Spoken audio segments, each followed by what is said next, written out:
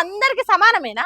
కాకుంటే కొందరికేమన్నా ఎక్కువ సమానమా అనుకుంటా వ్యవస్థ మీద అనుమానాలొచ్చే తీరు పబ్లిక్ మాట్లాడుకోబట్టిర్రు. బండి భగీరథ్ పోక్సో కేసు మీద. బుజ్జి మైనరే గాదని కొందరు పంచాయతీ లేపితే, ఎహే! బుజ్జిదే తప్పట అని ఇంకొందరు ఇగరం తప్పి మాట్లాడుతున్నారు.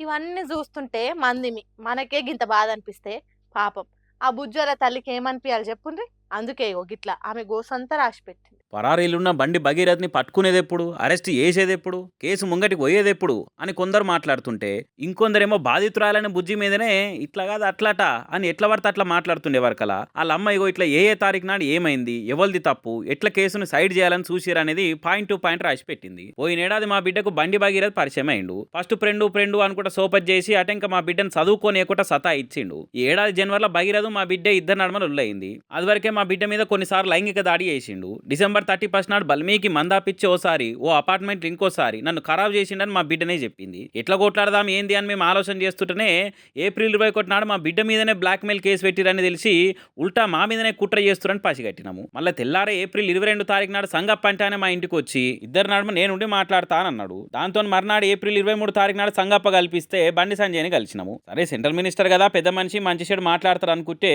రివర్స్లో మా గురించి మా బిడ్డ గురించి గలీజ్గా మాట్లాడి బెదిరించి పంపించేసిండు. ఇక ఇట్లయితే కుదరది, నా బిడ్డకి న్యాయం జరగాలంటే లడా చేయవలసిందే అని మే 8 తారీఖు నాడు పేట్ బషీరాబాద్ పోలీస్ స్టేషన్లో కంప్లైంట్ చేసేందుకు నా బిడ్డను తీసుకొని పోయినా. కానీ అక్కడ పోలీసులు ఎంత బతిలాడుకున్నా కానీ ఎంబటే ఫిర్యాదు తీసుకోకుండా గంటల కమానం మమ్మల్ని వెయిట్ చేయించారు. మేము ఎన్నో సార్లు అని బతిలాడిన తర్వాత బండి భగీరథ్ మీద ఎఫ్ఐఆర్ రాసిర్రు. మొదలు బండి భగీరథ్ మీద బెయిల్ వచ్చేటట్టు సెక్షన్లు పెట్టినా మా బిడ్డ స్టేట్మెంట్ రికార్డ్ చేసినాక సెక్షన్లు మార్చిర్రు. అయితే మేము పేట్ బషీరాబాద్ పోలీస్ స్టేషన్లో వెయిటింగ్ చేస్తున్న టైముల్నే మా బిడ్డ మీద కరీంనగర్లో 2 టౌన్ పోలీస్ స్టేషన్లో బండి భగీరథ్ కేసు పెట్టిండని తెలిసింది. మేము స్టేషన్లో ఉన్న టైంలో సీసీటీవీ ఫుటేజ్, రిజిస్టర్ టైమింగ్స్ అన్ని కరెక్ట్గా తీసిపెట్టుర్రి. అట్లా చేస్తే బండి భగీరథ్ ఏ టైంలో మా మీద కేసు పెట్టిండో క్లియర్గా తెలిసిపోతుందని మేము పోలీసులను కూడా చెప్పెట్టినాము. మేము మీడియాలని సోషల్ మీడియా వాడేటోళ్ళని చేతులు జోడించి దండం పెట్టి ఒకటే అడుగుతున్నా, దయుంచి మా బిడ్డ ఫోటోలు, ఆమె పేరు అసంటివి ఏం బయట పెట్టకుర్రి. ఇంకో దిక్కు నా బిడ్డ మైనరే కాదు అనుకుంటా డేట్ ఆఫ్ బర్త్ మీద తీరొక రకంగా మాట్లాడుతున్నారు. ఈ కాగితాలు, డాక్యుమెంట్లు నా బిడ్డ పడుతున్న గోసం తీసేయలేవు కదా. పోక్సో కేసు మీద ఎవరి భయానికి వెనక ముందు కాకుండా కరెక్ట్గా విచారణ చేసి నా బిడ్డకి న్యాయం చేస్తారని కోరుకుంటున్నా అని